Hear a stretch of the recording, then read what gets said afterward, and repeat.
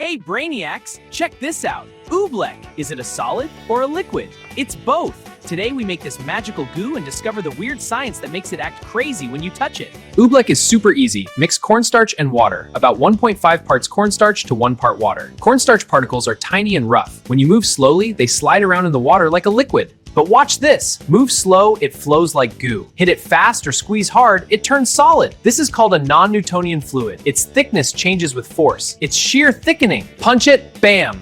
It acts like a solid because the fast force pushes cornstarch particles together. They rub and lock up with friction, trapping the water. No room to flow. Release, and it's liquid again. The secret? Cornstarch particles don't dissolve, they suspend in water. Slow touch, they slide. Fast force, they bump hard. Friction makes it thick super quick. That's why you can run on it but sink if you stand still. Fun fact! Oobleck is shear thickening. Real things like bulletproof vests use similar science. Make it at home with an adult, play safely, and tell us, like you walk or wild but safe Brainiac experiments.